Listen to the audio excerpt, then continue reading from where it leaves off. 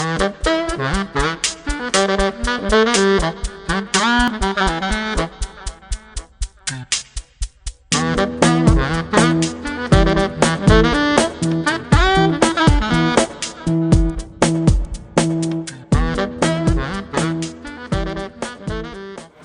choix de la voie privatiste entre guillemets plutôt que celle de publiciste se fait, comme les étudiants le savent, à la fin de la deuxième année. Alors pour ma part, j'avoue qu'au premier semestre, j'inclinais plutôt pour le droit public, et puis qu'au deuxième semestre, j'ai un peu changé d'avis. Alors pourquoi j'ai changé d'avis? C'est pour des raisons toutes pragmatiques. Parce que si j'avais dû suivre mon idéal, enfin ce vers quoi j'étais le plus attiré, je crois que j'aurais plutôt choisi le droit public qui présentait des belles constructions plutôt que le droit privé. Néanmoins, il se trouve qu'au partiel du second semestre, j'ai récupéré une note moins bonne en droit public, et je me suis dit peut-être que pour la suite des recrutements, il serait préférable que j'aille en droit privé où j'avais tenu une meilleure note. Mais j'ai gardé, si vous voulez, cette aspiration vers la belle construction du droit public.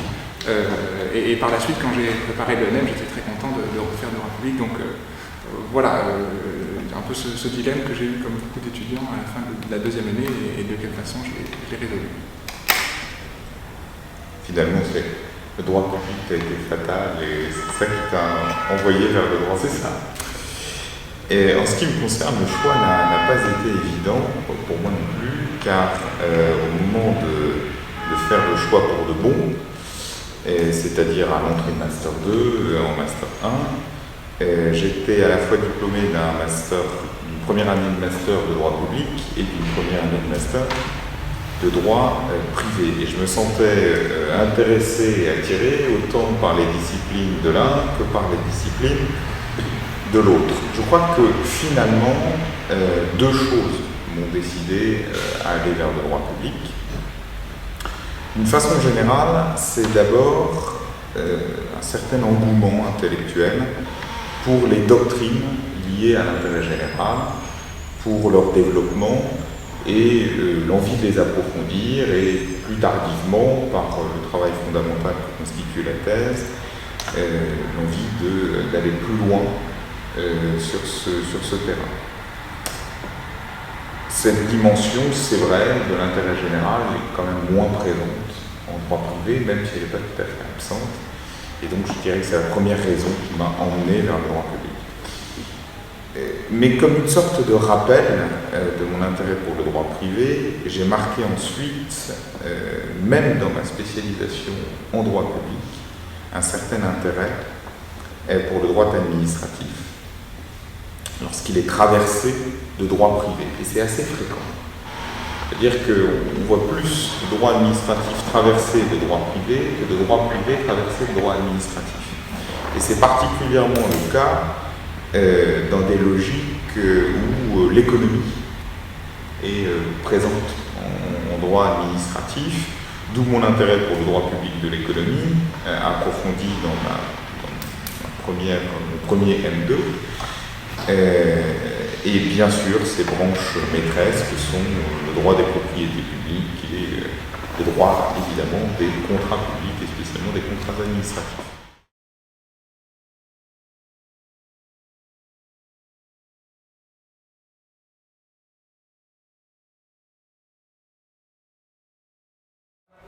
Votre question est très intéressante, et elle semble toutefois mêler, à mon avis, deux plans différents.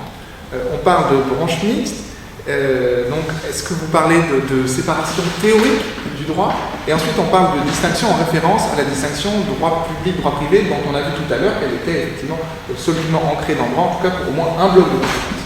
Alors, toujours pour poursuivre avec l'histoire, j'ai envie de prendre le dernier ouvrage de Jacques Le Goff, qui se demande, le titre est le suivant, faut-il vraiment découper l'histoire en branches? Et dans ce livre, Jacques Le Goff rappelle que les séparations historiques qu'on fait entre le Moyen-Âge, la Renaissance, la période contemporaine, l'époque moderne et tout ça, ne sont que des objets pour nous aider à penser, à comprendre ces périodes, qui, en tant que telles, sont continues.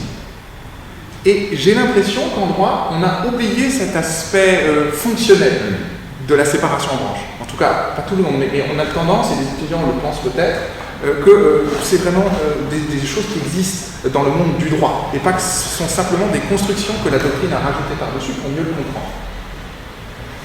Donc j'aurais tendance à dire que, si vous voulez, la séparation qu'on fait entre les différentes branches du droit pénal, droit de la santé, droit fiscal, droit des affaires, tout ça, ce sont avant tout des constructions théoriques. Et donc, il est normal qu'un modèle théorique puisse être pris en défaut. Et effectivement, c'est ce qu'on constate. Dans votre question, vous avez mentionné le droit pénal. Pour ma part, je travaille sur le droit de la santé. Bon, on voit que là, effectivement, on ne peut pas séparer ces deux matières entre ce qui relèverait du droit public et du droit privé. Donc là, il y a quelque chose qui ne fonctionne pas. Et on voit à nouveau, à mon avis, l'importance d'ancrer la distinction droit public, droit privé sur une assise juridictionnelle. C'est-à-dire que c'est parce que vous avez un juge que là, on peut séparer de manière rationnelle. Dès que vous avez plus de juge, que vous voulez parler de droit de la santé, que vous voulez parler de droit fiscal, s'il n'y a pas un juge qui connaît ce contentieux, ça devient très difficile de parler de branche. Donc j'aurais tendance à, pour répondre à votre question, de dire est-ce que c'est une limite à la distinction ? Oui et non. C'est une limite à la distinction parce qu'effectivement on constate que ces matières, le droit fiscal relève tantôt du juge judiciaire et tantôt du droit public, mais ce n'est pas une limite à la distinction si on s'en tient si on adopte une conception tout à fait fonctionnelle de la séparation des branches. À ce moment-là, ces branches ne sont pas pertinentes, on les refait, on en trouve d'autres et on trouvera des manières cohérentes d'ajuster les choses. Bien, tu vois, on n'avait même pas besoin de se consulter sur cette question pour savoir qu'on allait être complètement d'accord. Et je souscris totalement à ce que tu viens de dire. Moi, je pense que c'est plus qu'une limite. Votre question, c'est l'existence de branches mixtes, droit pénal en particulier, notamment, n'est-elle pas une limite à la distinction? Pour moi, c'est plus qu'une limite, c'est la démonstration. C'est plus ou c'est pas assez, j'en sais rien. C'est soit l'un, soit l'autre. C'est la démonstration que la distinction est parfois utilisée abusivement. Il me semble que c'est assez largement ce que tu viens de dire, et que l'on veut faire de cette distinction une ligne de fracture, alors qu'elle est aujourd'hui assez consubstantielle au droit et qu'on cherche à tout prix à faire entrer des formes dans des cases et parfois quitte à forcer un peu la réalité juridique. D'abord, il me semble qu'il faut dire que tous les droits sont peu ou prou mixtes. Il n'existe pas de droit pur dans son propre système juridique. Et sans forcer le trait, c'est-à-dire renverser le principe et l'exception, on doit bien reconnaître qu'il existe des sources du droit privé dans le droit administratif et inversement, dans le droit public et inversement. Certains droits n'ont jamais vraiment été connus, cette distinction entre droit public et droit privé. Ils sont depuis l'origine autant du droit public que du droit privé. Il existait un droit pénal avant qu'il existe un dualisme juridique.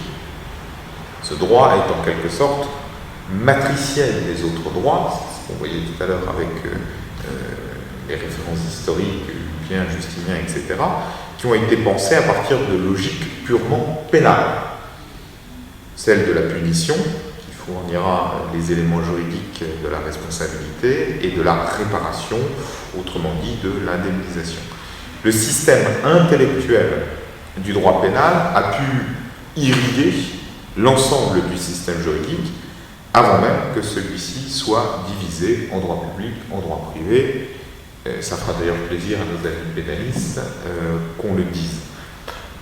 On comprend donc à la suite de cela comment la distinction entre droit privé et droit public apparaît comme un partage académique, assez doctrinal, assez largement le fait d'un construit intellectuel, comme une subdivision appelée par les développements de l'état de droit, on disait tout à l'heure, d'une part, et la complexification des rapports entre personnes privées, d'autre part, notamment au plan des échanges commerciaux et au plan économique.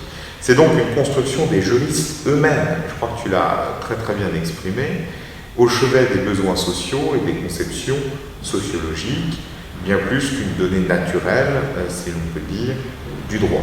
Avant que la distinction du droit privé et du droit public soit au point de formalisation que l'on connaît aujourd'hui, des droits, comme le droit pénal, puisque c'est l'exemple que vous avez repris dans votre question, ont donc fourni les éléments de la distinction qui devait advenir, mais plus tard.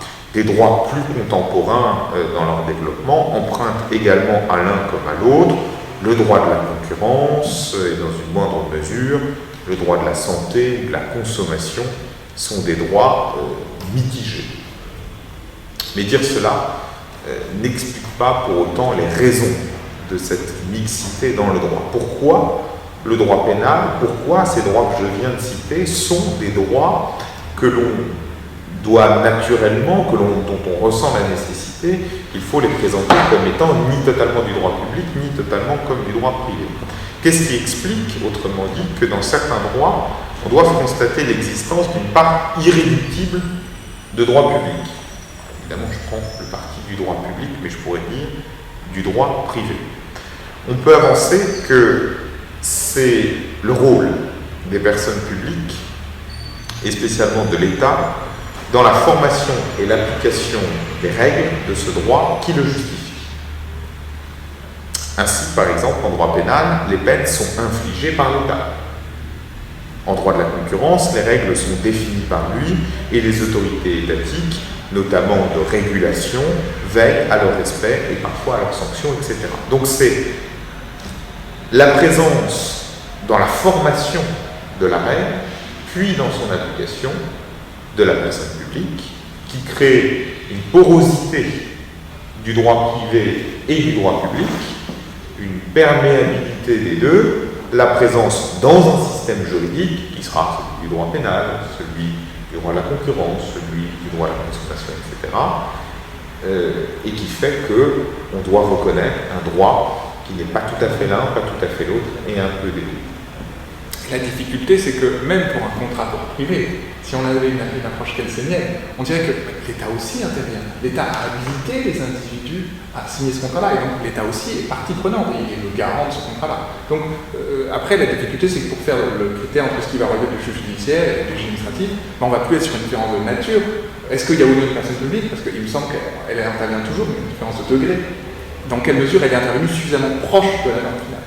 Mais, excuse-moi de t'interrompre, mais là je pense effectivement que tu mets le doigt, et je me permets de saisir un peu la balle au bon, sur le fait que, même si ça fait un peu pâlir les privatistes, mais il y a une essence publiciste à toutes les règles, que ce soit des règles de droit public par définition, mais aussi des règles de droit privé, parce que comme tu le dis très bien, quand on applique le code civil, quand on applique la règle selon laquelle les conventions doivent être formées de bonne foi et doivent respecter l'ordre public et les bonnes mœurs, il se trouve que c'est une règle qui intéresse directement le droit public. C'est une règle d'intérêt général, tout à fait.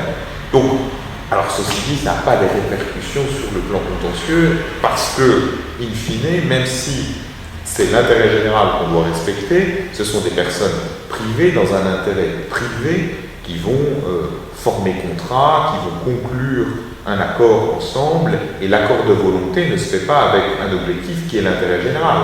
Même si cet intérêt général doit toujours, d'une façon ou d'une autre, être respecté parce que c'est l'ordre public. Et même si l'intérêt général commande de laisser les gens pouvoir se rapprocher, dans leur intérêt purement privé.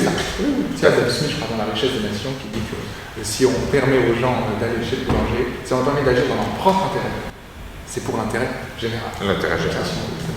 Et notamment économique.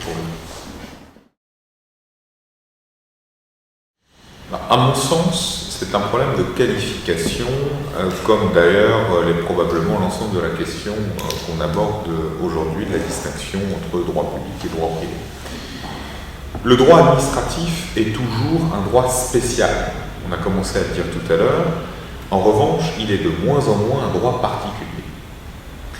On constate aujourd'hui effectivement une forme d'amincissement de la différence entre droit privé et droit public, non pas pour des raisons qui leur seraient endogènes, qui leur seraient propres, mais par des influences extérieures, issues, comment dirais-je, de droits étrangers, venus d'ailleurs pour parler la langue du doyen Caroni.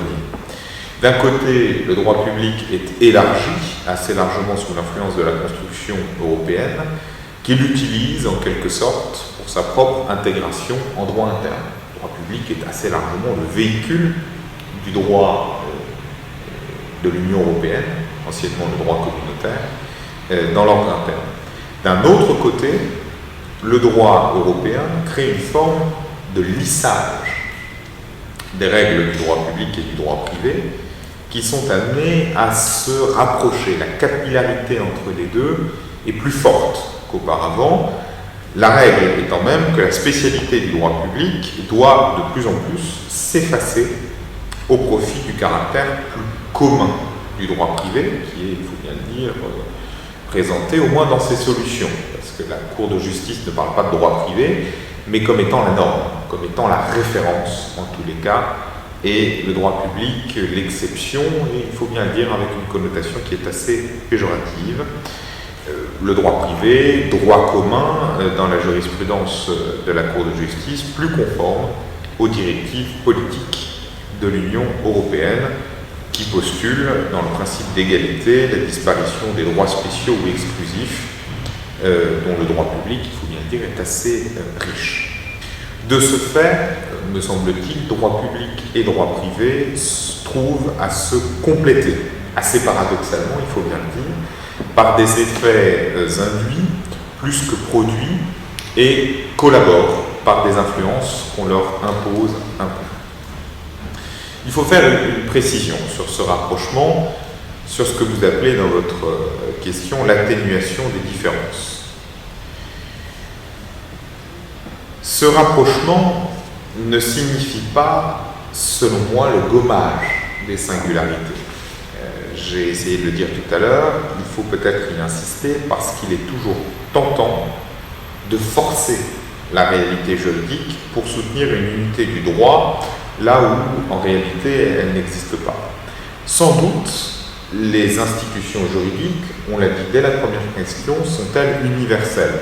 La propriété, la personnalité, l'obligation, le contrat, la cause sont des notions du droit utilisées indistinctement par le droit public ou par le droit privé, mais ni spécialement du ressort de l'un ou de l'autre et n'appartenant en tous les cas à aucun des deux exclusivement. Il est très important, me semble-t-il, de le souligner car on confond souvent la notion et la définition pour créer des rapprochements qui sont un peu factices, voire même artificiels. Et l'exemple que je prendrai, qui est celui que je connais peut-être un peu mieux que les autres, c'est celui du contrat.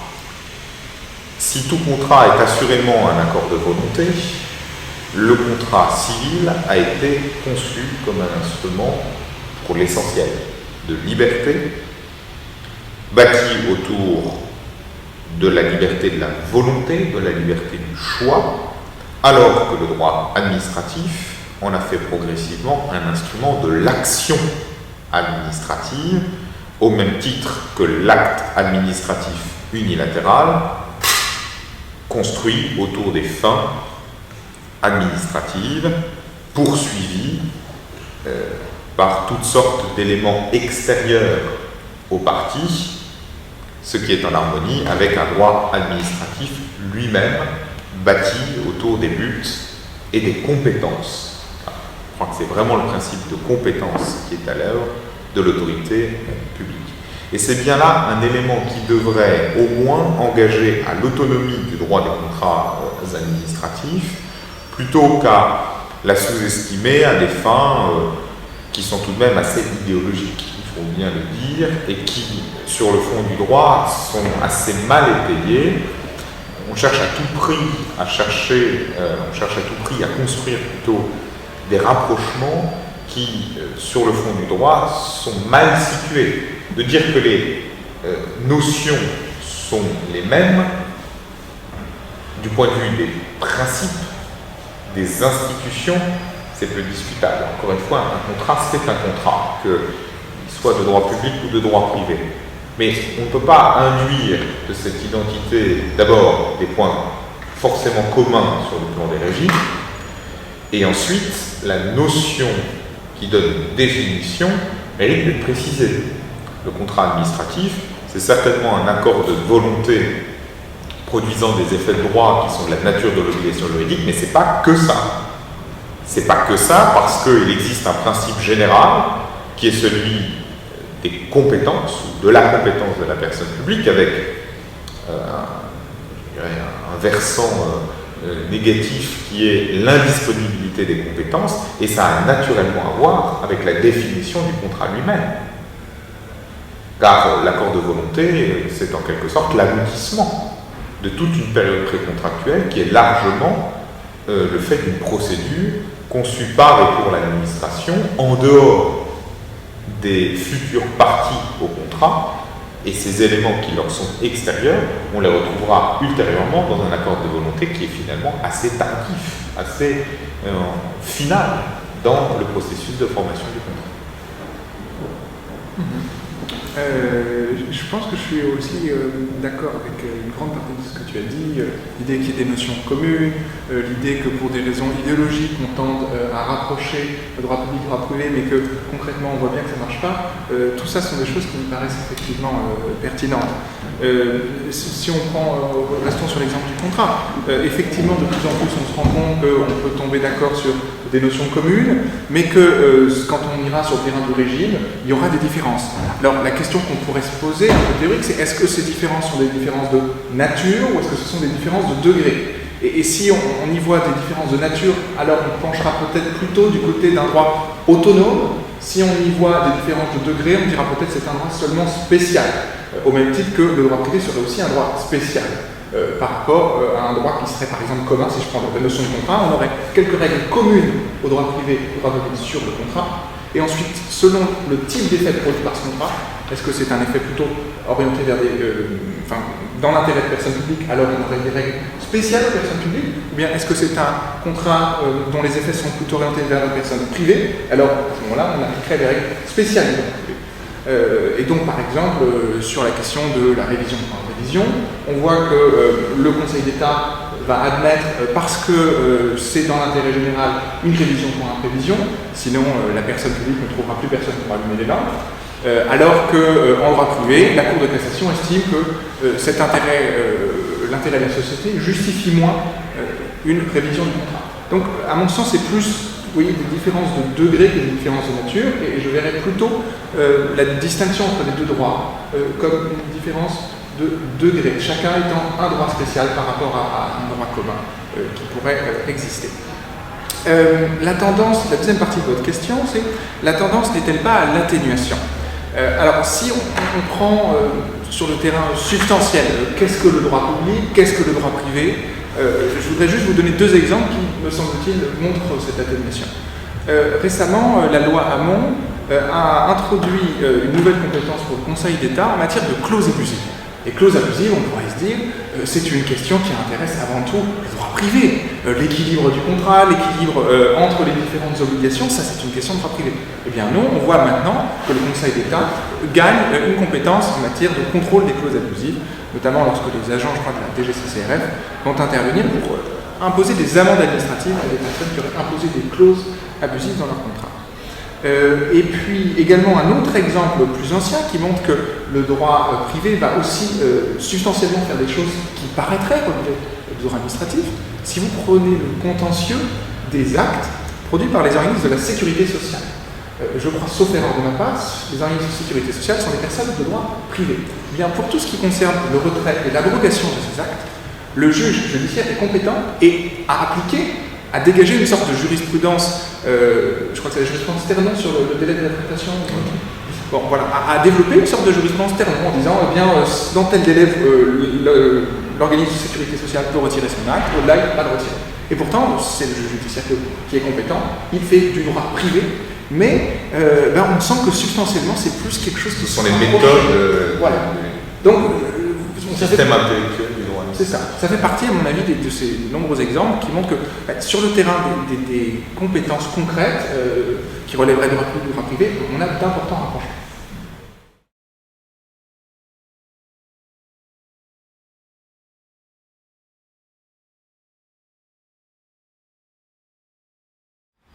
Alors là, on s'intéresse à présent à la question du dualisme juridictionnel. Donc c'est la distinction droit public, droit privé dans ce qu'elle a de moins contestable, ce qui existe concrètement. Il me semble qu'on peut voir un gros inconvénient et un gros avantage à ce dualisme juridictionnel. Je vais commencer par l'inconvénient. L'inconvénient, c'est que, compte tenu des critères de répartition actuels, malgré les blocs de compétences, il y a tout de même un certain nombre de cas où le justiciable lambda, surtout quand il n'est pas assisté par un avocat, ne parvient pas à savoir devant quel juge il doit se tourner. Et du coup, il perd du temps d'une procédure à une autre pour trouver son juge compétent. Sans doute, ça lui apprendra à ne pas être suffisamment informé, mais le droit ne doit-il pas avant tout servir le justiciable?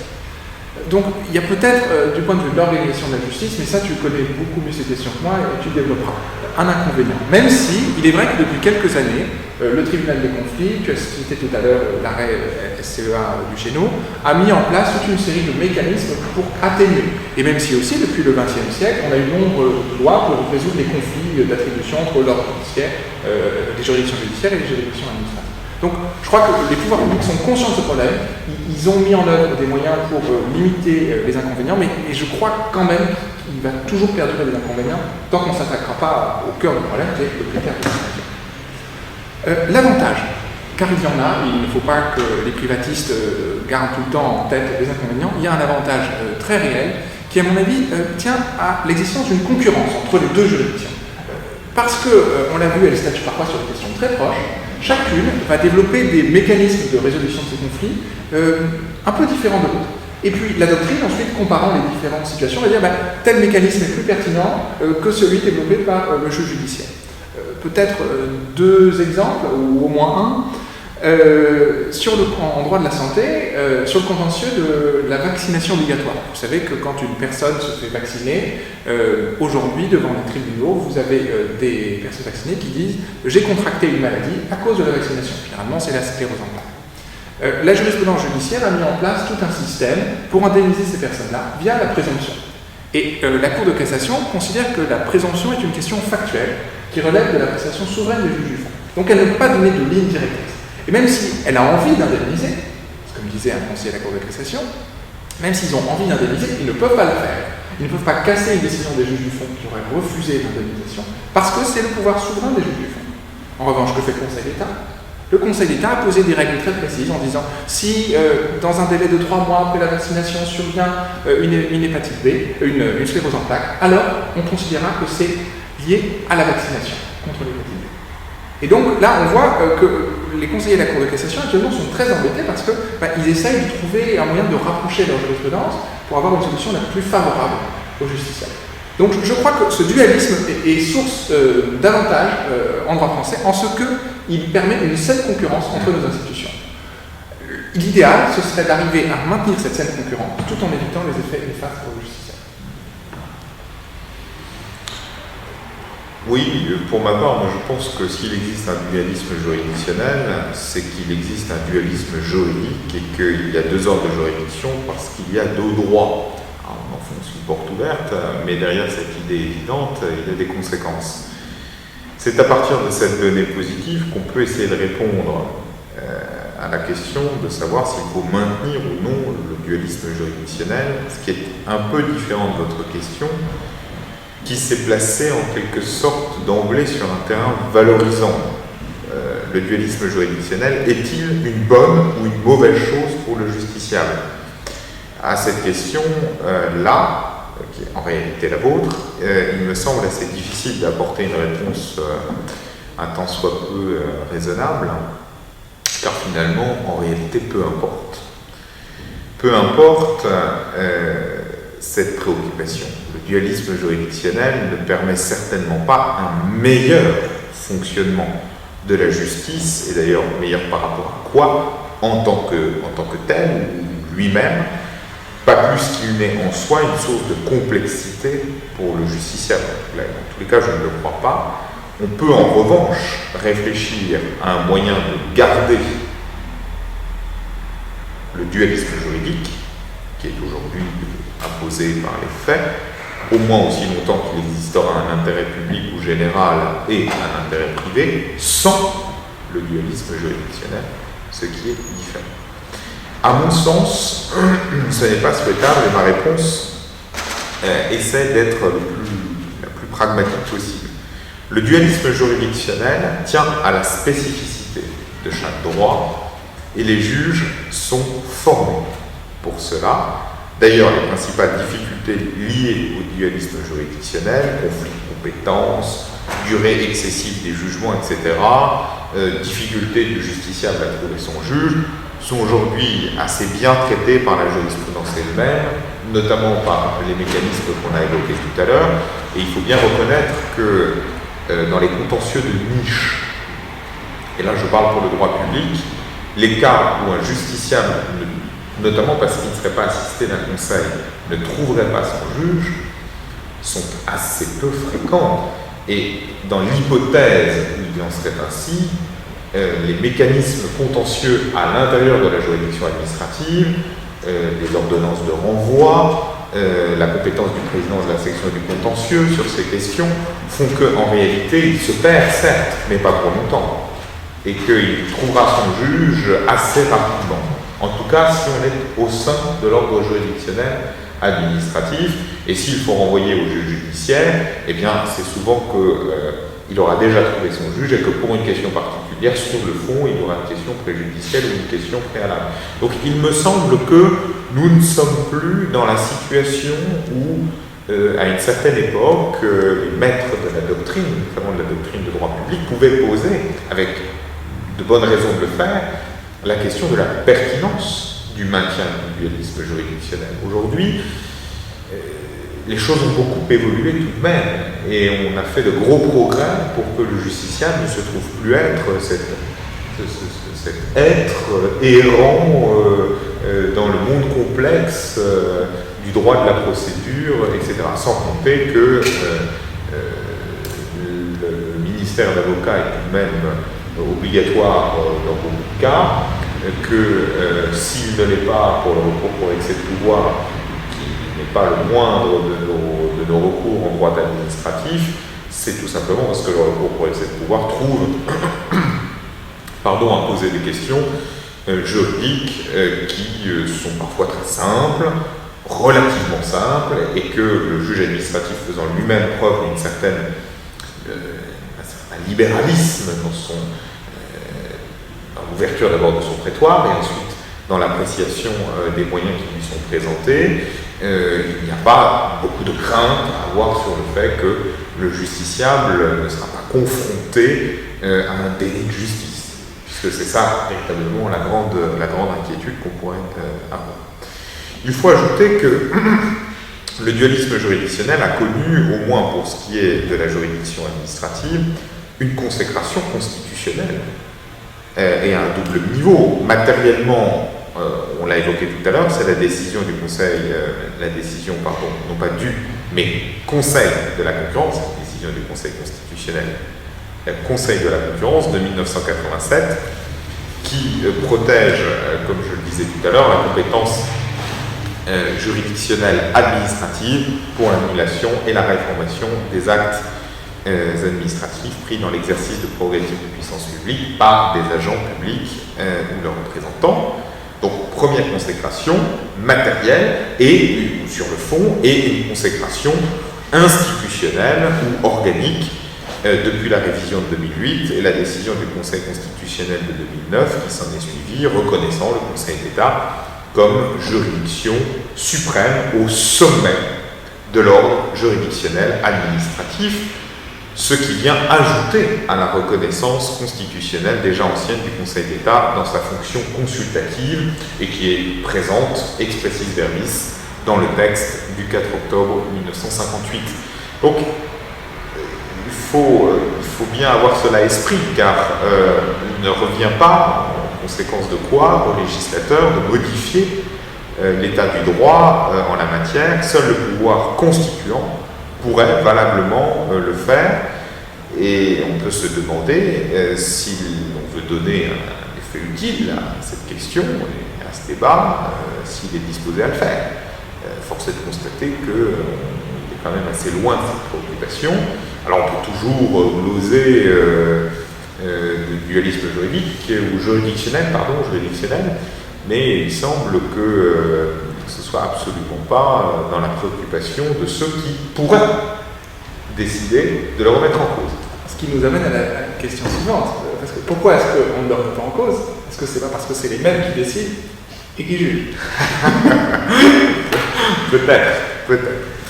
Pour terminer là-dessus, je pense que le véritable problème n'est pas vraiment dans le dualisme juridictionnel, en tous les cas aujourd'hui, mais dans la multiplication des normes de référence. C'est un glissement, mais pas sans lien, tout de même avec la question qu'on évoque. Ce n'est pas un problème lié à la recherche du juge, mais à la qualité du droit, qui aujourd'hui, à mon sens, vraiment se pose avec une certaine gravité. Le justiciable trouve plus facilement, je l'ai dit, son juge qu'autrefois. Le système peut être considéré comme arrivé, de ce point de vue, sinon à une certaine maturité, en tous les cas à une certaine lisibilité. On ne peut pas dire la même chose en ce qui concerne l'interpénétration des systèmes juridiques et le trouble que cela induit dans la lecture de la hiérarchie des normes, de plus en plus complexe pour le juge et donc pour le justiciable. Et c'est là que je trouve qu'il y a un intérêt à évoquer cette question, parce que si on parle du dualisme juridictionnel comme étant véritablement le problème essentiel du justiciable, alors il faut dire et rappeler qu'il y en a un autre très important, au moins aussi important que celui-là, c'est la complexité du droit. La complexité du droit. Alors, à ce sujet, on peut faire valoir que c'est sous l'influence du droit conventionnel et du droit de l'Union européenne que les choses se font. Elles augmentent les obligations à la charge du juge national, qu'il soit d'ailleurs administratif ou judiciaire, sans que les systèmes juridiques, nationaux comme internationaux, ne soient vraiment conçus pour une telle intégration. Ou plutôt conçus, ils le sont, ou ils prétendent l'être, mais leur adaptation n'est pas manifeste, ou en tout cas il y a une forme de décalage ou de retard entre les intentions d'un côté et les possibilités de l'autre. De plus en plus, l'activité du juge repose sur l'application de normes de source internationales et notamment européennes. La Cour de justice, je le rappelle, nos étudiants le savent bien, confie aux juridictions nationales l'application du droit communautaire, factor time et tout ce qui s'en est suivi, et l'on sait les divergences de jurisprudence à ce sujet qui ne sont pas mineures. Le problème majeur, à mon sens, qui se pose aux juridictions nationales et donc aux justiciables aujourd'hui, semble donc moins d'une certaine façon horizontale, c'est-à-dire la dualité des ordres nationaux, que verticale, c'est-à-dire celui de la dualité entre juridiction nationale et juridiction européenne. Oui, je crois que tu as tout à fait raison de replacer la question dans un contexte plus général des différents problèmes que rencontre un justiciable. Il est vrai que les droits fondamentaux posent un problème au moins égal pour la personne qui les invoque pas, qui subit son invocation. Alors, juste un point, il nous semble important. Enfin, aujourd'hui, le problème, c'est plus tellement de la justice, me semble-t-il, c'est plus le temps et l'argent qu'on va investir pour trouver qui, du juge judiciaire ou du juge administratif est compétent. Et au regard notamment de l'exigence conventionnelle que tu as mentionnée, on pourrait penser à la sécurité de la justice, attendre 10 ans pour savoir quel est le juge compétent, puis ensuite 10 ans, si on va en cassation, pour savoir quelle est la solution administrative, risque tôt ou tard de poser problème. Est-ce que c'est si fréquent? Je ne sais pas. Là, c'est sûr qu'on raisonne. Et si ça a pu l'être, Magira a mis les choses à plat, et depuis cette décision de la Cour européenne Magira, la France a tout de même été mise au diapason de la nécessité de faire attention quand on connaît les scrupules de la juridiction administrative suprême du Conseil d'État à traiter dans des délais les plus courts possibles, en cassation, les recours, les pourvois plutôt qui lui sont présentés. Il faut bien admettre que tout n'est pas parfait, mais qu'on a tout de même fait un grand chemin depuis au moins une dizaine d'années. Magira, c'est sauf erreur de ma part, 2005, Ça fait donc 10 ans, et il me semble que, encore une fois, je suis d'accord pour dire que on voit toujours des cas qui sont forcément tout à fait scandaleux, de justiciables qui sont engagés dans des procédures qui durent des années et des années. Il me semble que c'est plus la norme.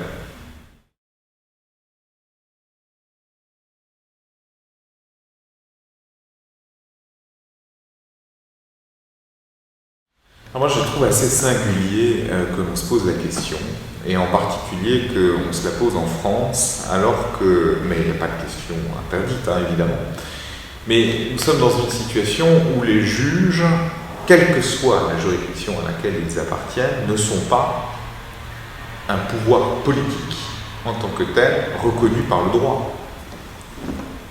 Ils ne sont pas élus, contrairement à d'autres systèmes juridictionnels, n'ont de compte à rendre à personne dans l'exercice de leurs fonctions juridictionnelles, sous réserve de respecter la déontologie comme l'éthique qu'ils se sont engagés à observer par serment.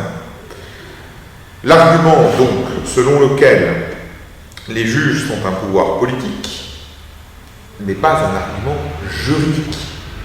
Ce peut être une opinion politique, philosophique, une prise de position morale, mais ça n'est pas, pour moi, un argument de droit, car il y a un défaut de base légale ou constitutionnelle à le constater.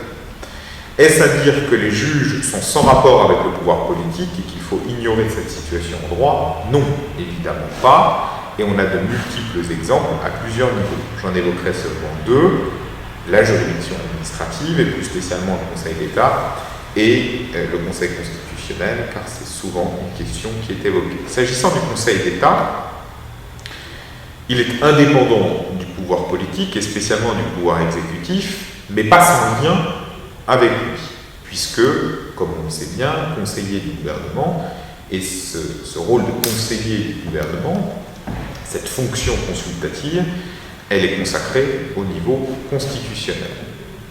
Il est chargé de l'examen des textes avant leur vote par le Parlement et de répondre aussi aux demandes d'avis présentées par le gouvernement. Cela se fait, ça a longtemps posé problème, mais ça a posé problème essentiellement pour une tradition juridique qui n'est pas la tradition nationale. Ici encore, il faut évoquer le droit conventionnel, le droit européen, qui a pu s'interroger sur l'existence de cette concomitance un peu exotique pour lui, qui n'est pas dans ses gènes juridiques, entre une fonction consultative et une fonction contentieuse. Aujourd'hui, la question est assez largement, me semble-t-il, réglée, même si toutes les potentialités du problème ne sont peut-être pas entièrement derrière nous, car l'indépendance du Conseil d'État se fait dans le respect des principes d'impartialité, d'une part, et d'indépendance en tant que telle. Il faut, à ce sujet, se référer aux décisions Sassilor-Lormy et avant Procola, qui concernait le Conseil d'État luxembourgeois, mais qui, bien sûr, a eu des incidences sur le Conseil d'État français, de sorte qu'au terme de ces jurisprudences, telles qu'elles ont été observées et intégrées par le Conseil d'État français, et donc par le droit français, la séparation des fonctions consultatives et juridictionnelles est tout à fait respectée au sein du Conseil d'État, un conseiller ne pouvant, sur une même affaire, siéger dans les deux formations. Donc, le débat qui a pu exister, j'évacue d'ailleurs la question du commissaire du gouvernement, aujourd'hui rapporteur public, mais on pourrait éventuellement aussi en discuter, pour me placer uniquement sur un plan institutionnel, sur le plan de l'organisation de la juridiction dans ces deux compétences consultatives et contentieuses. Ce débat, à mon sens, a été pour l'essentiel réglé et bien compris par le Conseil d'État lui-même, qui a su adapter son organisation interne à ce que les juridictions européennes ont voulu lui dire. Quant au Conseil constitutionnel, c'est un cas un peu à part, il faut bien l'avouer, car c'est une juridiction qui par nature, est une juridiction politique. Est-elle politisée pour autant? Alors, c'est assez difficile à dire. On peut répondre en fonction des appréciations et des affinités de chacun. Ce que l'on peut dire, c'est que dès lors que le Conseil n'est pas constitué de membres choisis exclusivement pour leurs compétences juridiques, comme c'est le cas par exemple en Allemagne, le doute est permis. Et d'une certaine façon, il entachera toujours les décisions du Conseil constitutionnel d'un soupçon sur ce point. Et même lorsque l'on veut se forcer à voir dans les décisions du Conseil constitutionnel des fondements juridiques, il est forcé de constater qu'on a parfois bien des difficultés à justifier une position plutôt qu'une autre. Et il est tentant dès lors de faire appel à des raisons politiques plus qu'à des raisons juridiques. Est-ce que c'est directement en lien avec la formation des membres du Conseil constitutionnel? On peut le penser. On peut le penser, il n'y a pas que des juristes au Conseil constitutionnel. Plus largement, tous les juges ont à voir avec le pouvoir politique, car ils sont les juges de l'État. Le juge étatique, selon l'expression consacrée. C'est même, d'une certaine façon, la garantie de l'État de droit que le juge soit soumis au pouvoir étatique. Un juge complètement délié, complètement libre, serait un juge menaçant d'une certaine façon, car s'arrogeant, se reconnaissant lui-même une légitimité dont il ne dispose que par délégation du pouvoir souverain. L'indépendance de la justice ne consiste donc pas en une liberté totale et à tous les niveaux, c'est une liberté dans l'acte de juger, bien sûr, et celle-là il faut bien sûr à la fois la faire observer et la protéger, mais pas dans l'administration de la justice, qui est l'affaire de l'État, qui relève d'ailleurs essentiellement du droit administratif, et que les juges se doivent de mettre en œuvre selon certains principes qui tiennent à la juridiction et non pas à l'acte de juger. Alors, pour répondre à votre question, à mon avis, tout est politique. Et tout est plus ou moins politisé. Si on veut inscrire votre question dans le champ du droit, comme tu l'as très bien fait, il me semble la question doit être reformulée ainsi. Est-ce que l'une des deux juridictions, Conseil d'État et Cour de cassation, est davantage soumise que l'autre ou est très soumise au pouvoir exécutif? Je crois que c'est ainsi que, en tout cas c'est comme ça que j'ai compris la question et que je vais essayer d'y répondre. Alors si on prend le Conseil d'État d'abord, puisqu'il apparaît dans la question, et ensuite la Cour de cassation.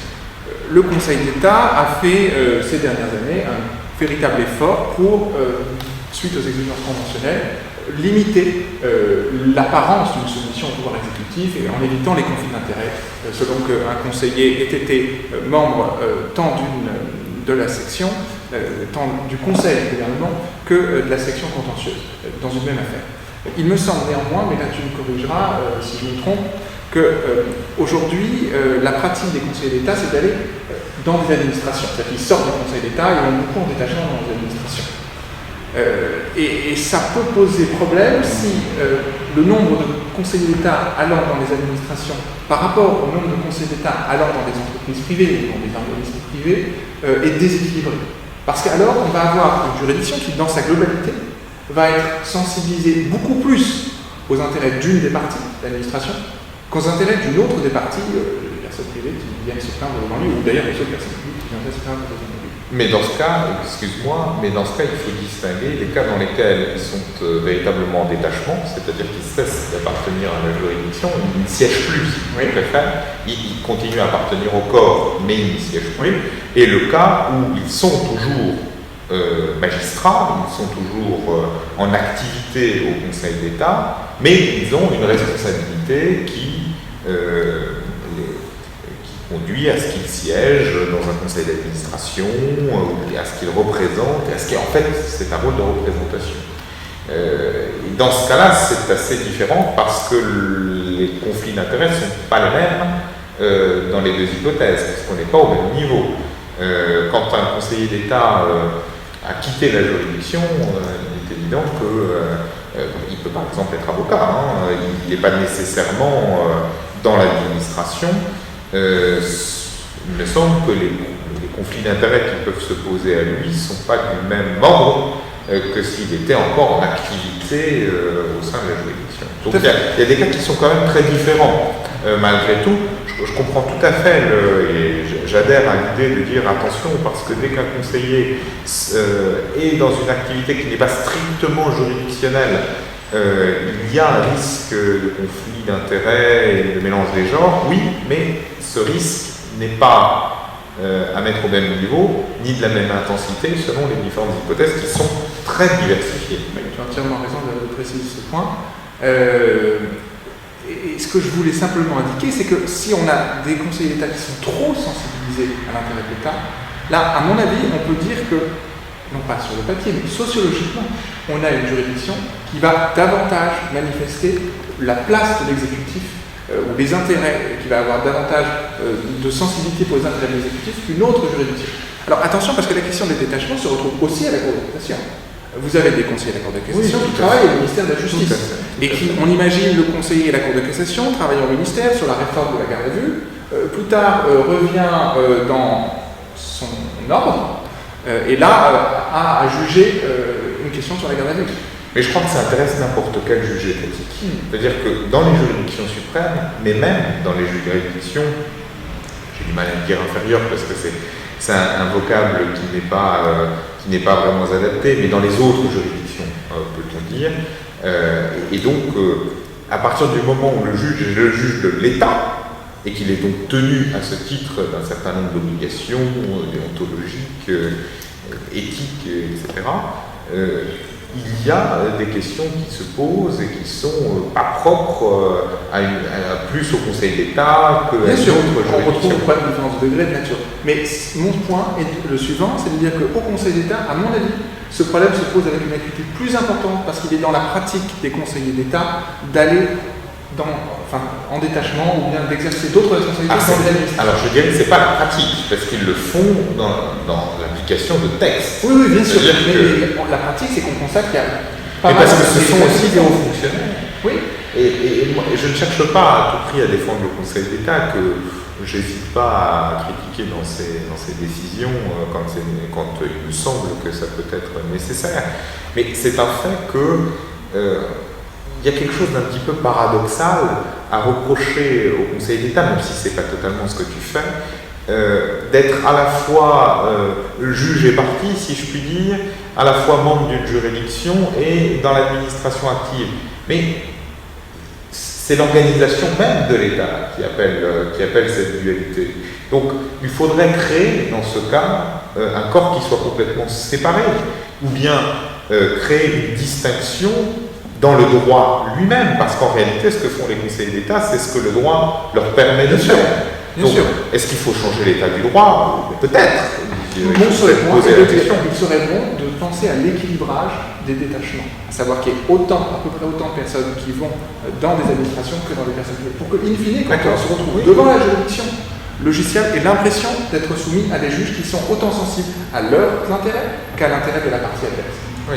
Et il me semble que devant le juge judiciaire, ce risque est moins parce que les parties adverses sont tellement multiples, globalement dans les procès, qu'on ne peut pas suspecter le juge d'avoir plus de sensibilité pour tel intérêt que tel. Mais alors tu seras peut-être d'accord avec moi pour dire que c'est un problème de sciences administratives plus que de droit administratif ou de... Mais la question nous invitait à sortir un peu... Oui, tout à fait. Non, alors ensuite sur le procureur, un mot. Là, on va toucher du doigt un autre problème qui est est-ce que on peut avoir une justice qui fonctionne sans aucun lien entre la politique pénale d'un gouvernement et son application. Et aujourd'hui, on voit que, on refuse les directives individuelles, même si en pratique, il semble bien qu'on rende compte directement au ministre, qu'on soit très soucieux de savoir ce que pense le ministre quand on est en charge d'une affaire sensible. Mais sur le papier, pas de directive individuelle.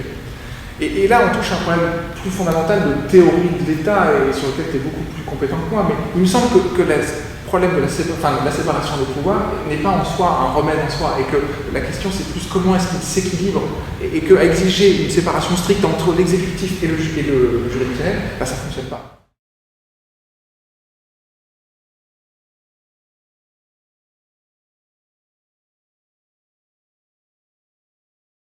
Alors, je ne sais pas si la question va être pensée en termes de nécessité ou pas, et il me semble que c'est une question politique, et là, vraiment, selon les sensibilités de chacun, on va apporter des réponses différentes.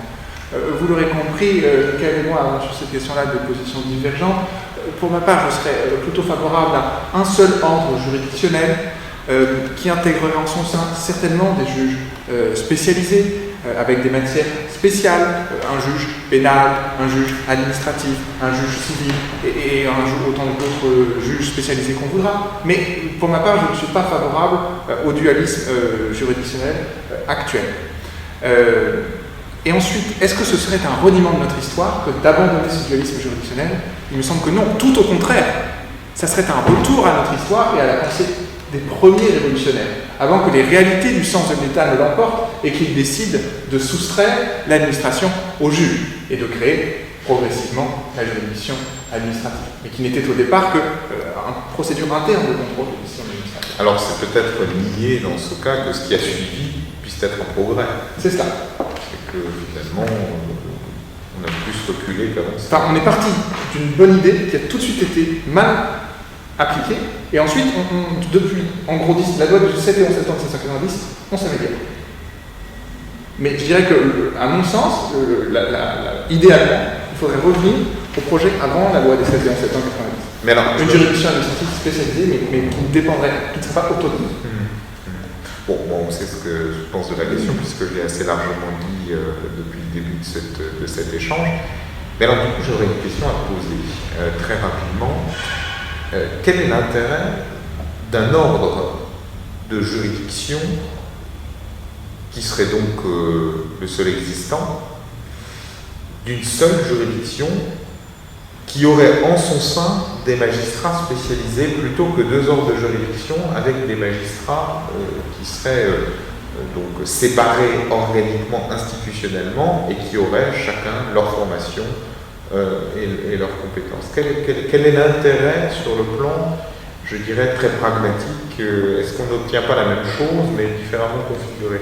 Pas exactement. On garde le même avantage de la mise en concurrence des différents juges spécialisés, parce que chacun va aborder la question avec des outils propres. Et on voit par exemple au sein de la Cour de cassation, on a des chambres spécialisées qui aboutissent à des solutions différentes. Mais quand il y a des désaccords trop importants, on réunit l'Assemblée plénière. Ils se mettent tous ensemble, ils discutent tous, et on tranche, et ça sera comme ça. Et l'unité du droit, dans l'intérêt du justiciable, existera. Donc, si on rapproche juridiction judiciaire et juridiction administrative, au sein d'un même ordre, il pourra continuer à exister des dissensions à la base, mais au fur et à mesure qu'on remontera vers la juridiction qui, in fine, juridiction suprême, tranchera le litige, ces désaccords seront tranchés, et on trouvera, semble-t-il, une solution qui vaudra pour l'ensemble des justiciables dans toutes les situations. Et même du point de vue théorique, c'est plus satisfaisant. Je vois, mais je ne suis pas convaincu. Je vois très bien, parce que finalement, ce que tu proposes, c'est de calquer l'organisation de la Cour de casse sur un ordre juridictionnel qui intégrerait en son sein la juridiction administrative, mais qui s'appellerait comme telle, qui serait en fait une chambre administrative spécialisée, comme ça existe d'ailleurs dans certains pays. Eu égard à l'objectif qui est poursuivi, à savoir l'uniformisation, le dialogue des juges au sein de la juridiction, je ne suis pas convaincu pour deux raisons. D'abord, le dialogue des juges tel qu'il existe aujourd'hui a montré à certains égards son efficacité, donc il n'est pas inexistant en tous les cas. Et puis ensuite, on se rend compte que quand inversement les deux juridictions suprêmes sur certaines questions ne sont pas d'accord, c'est pas le dialogue des juges qui permet de résoudre inversement ce désaccord. C'est-à-dire qu'il y a des désaccords irréductibles. Tout à fait. Par exemple, sur la révision par révision, on pourrait conserver les règles actuelles, acceptation en droit public et pas impossible en droit privé, au sein d'un ordre unique. Il suffirait d'avoir des règles spéciales. Mais par exemple, sur l'indemnisation du préjudice corporel, pour une personne qui va dans un hôpital, un établissement public de santé, c'est comme ça qu'on dit maintenant, et une autre qui va dans un établissement privé de santé. Est-ce qu'il est normal que quand vous êtes vous faire soigner dans un hôpital et que quelque chose de non prévu se produise, que vous souffrez un dommage, vous soyez, d'après les avocats que j'ai pu consulter, indemnisé 30% de moins que devant une juridiction judiciaire. Oui, bon, moi je ne connais pas suffisamment bien cette question pour pouvoir m'exprimer à son sujet. Je comprends bien, mais ça reste néanmoins un cas particulier.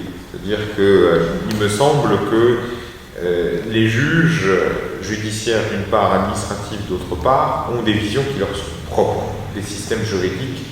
Une idéologie. Oui, tout à fait, je crois qu'il faut utiliser ce terme qui, pour le coup, ici n'est pas péjoratif, qui est une conception, qui est une logique, qui est une certaine philosophie de leur système. Et bon, on peut toujours encourager, bien sûr, à ce qu'ils se parlent, et c'est nécessaire. Ils le font assez largement, mais vouloir forcer les lignes, et notamment sur le plan institutionnel, ne me semble pas forcément être une bonne idée, mais je comprends qu'on puisse la défendre.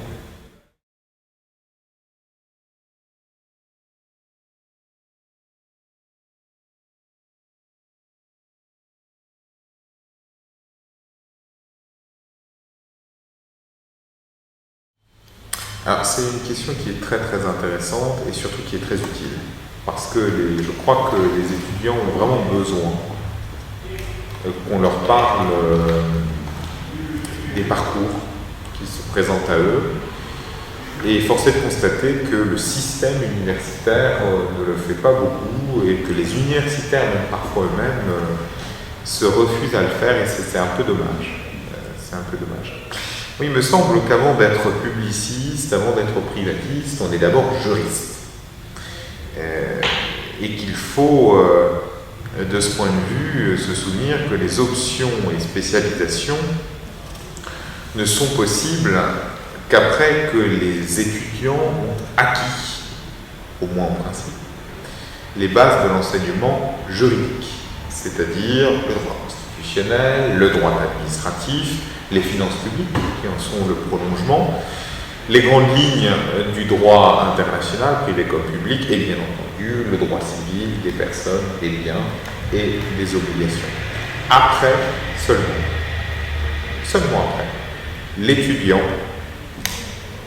se voit proposer de choisir parce qu'il en est capable, qu'il a pu goûter, qu'il est en situation de pouvoir choisir, qu'il a pu goûter à tout un peu et peut aller plus loin dans ses premières expériences, il peut se spécialiser. Ce n'est pas un mal, à mon sens, cette spécialisation. La polyvalence ne signifie pas l'absence de technicité, de compétences techniques, et l'on est vraiment technicien que parce que l'on se spécialise, c'est-à-dire que l'on accepte d'approfondir une branche du droit dans ses différentes disciplines. Il est difficile de le faire en demeurant éternellement généraliste, où on risque de ne rien maîtriser, mais de tout survoler. Donc, votre question qui essaie de pointer une incohérence, je ne dirais pas que c'est une incohérence. Je dirais que la spécialisation, au moment où elle est proposée, arrive à son heure. Il me semble que ce n'est pas une mauvaise chose, et d'ailleurs elle est assez progressive. Pas des étudiants de Master 1, maintenant choisissez entre droit public et droit privé.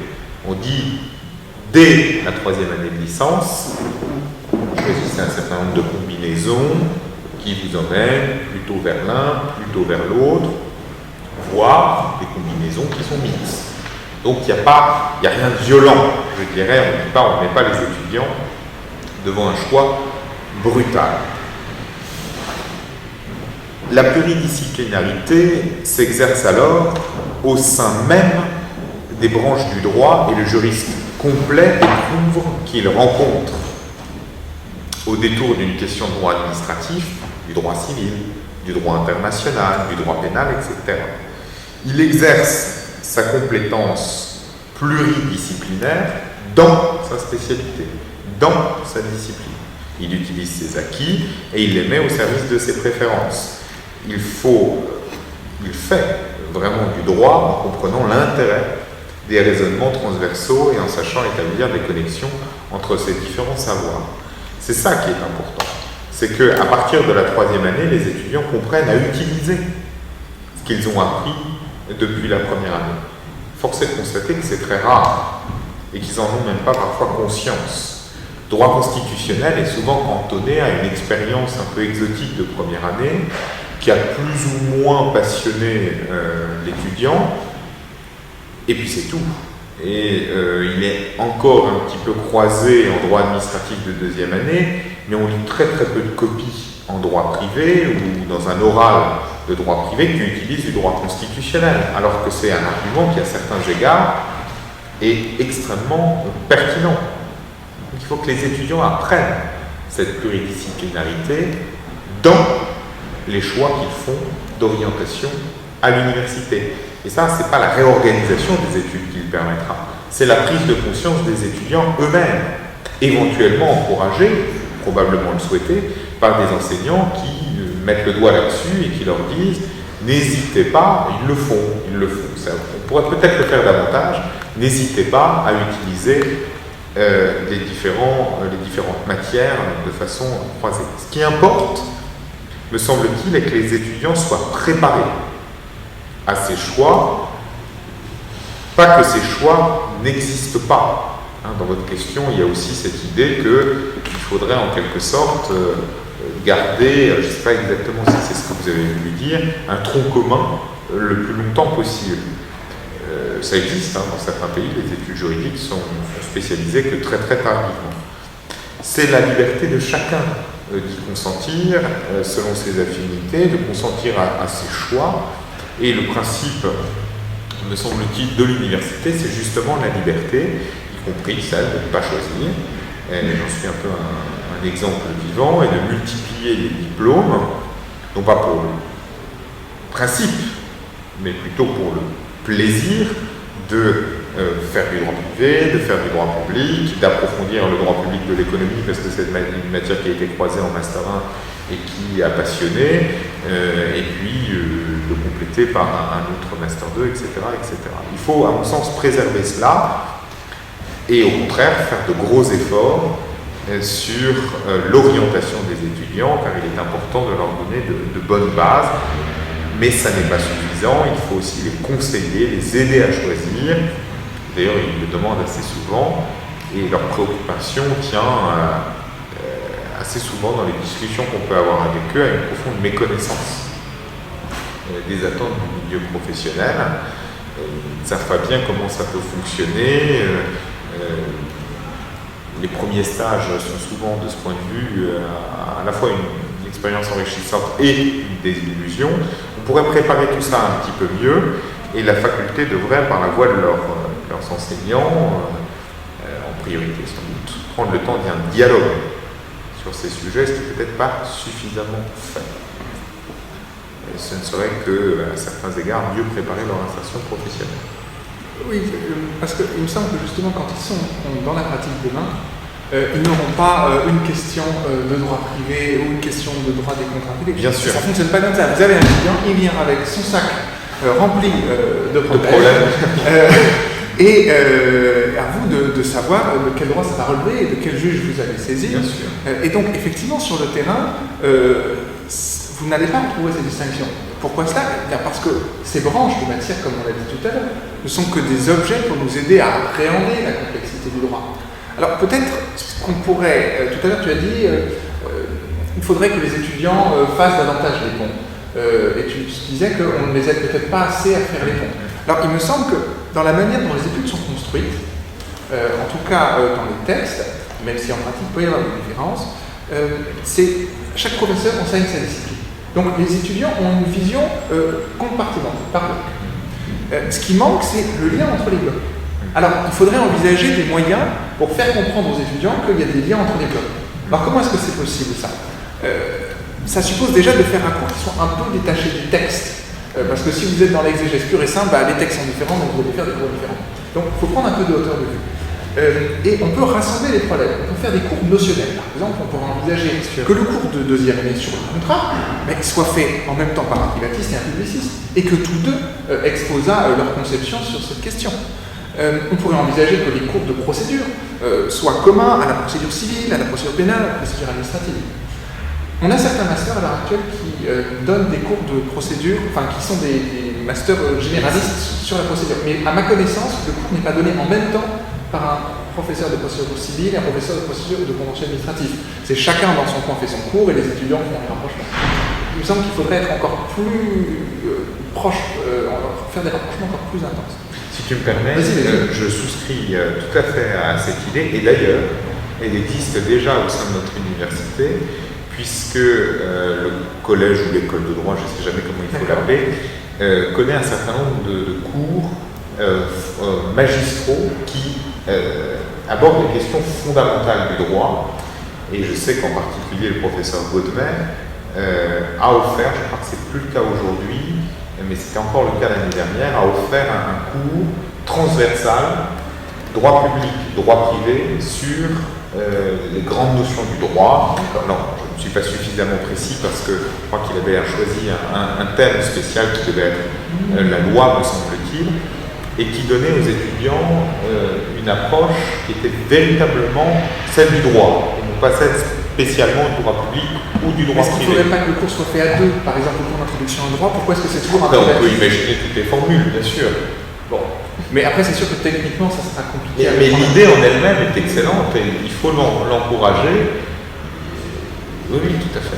Alors, donc, sur le terrain institutionnel, on voit que l'université n'encourage peut-être pas assez le cours entre les matières. Sauf peut-être en Master 1 ou dans les filières, enfin en fait dans les filières électives, en Master 2, droit de procédure ou dans le collège de droit. Mais sur la pratique, on constate quand même que y a certains ponts qui sont faits entre les matières. Et alors je pense à un exemple, le concours de plaidoirie. Dans notre université, on a un concours de plaidoirie. Et on voit de plus en plus les étudiants confrontés à des cas qui mêlent toutes ces différentes questions, toutes les différentes matières. Et là, c'est une manière, je pense, pour les étudiants de faire le pont entre les matières, de voir que telle notion qu'ils ont vue en droit pénal, on pourrait peut-être l'appliquer aussi en droit des successions, où il y a des problèmes de rétroactivité, de quelque chose qui s'apparenterait à une sanction, ou bien voir que telle question vue en droit européen, on pourrait peut-être l'appliquer en droit administratif. Donc voilà, il me semble qu'il faut continuer à développer les ponts. Et si effectivement aujourd'hui les étudiants ont l'impression que l'université est un peu à la traîne, il faut bien prendre conscience des difficultés pratiques qu'un tel enseignement transdisciplinaire nécessiterait. Il faut complètement revoir les programmes et ça ne peut pas se faire du jour au lendemain. Tout à fait. Et d'ailleurs, les universitaires à une époque étaient eux-mêmes confrontés et se confrontaient plus facilement à ce caractère universel du droit plutôt que de se cantonner de façon assez dogmatique dans l'un ou l'autre droit. Il a existé une agrégation de droit qui n'était ni de droit public ni de droit privé. Alors c'était d'ailleurs assez costaud pour ceux qui s'y confrontaient. Il y avait évidemment l'histoire du droit et on passait l'agrégation de droit sans spécialité. Par la suite, je crois que c'est à partir de 1900. Oui, c'est ça. Création de droit administratif. Et là, il y a les enseignements administratifs. Et là, il y a un corps. Bien sûr.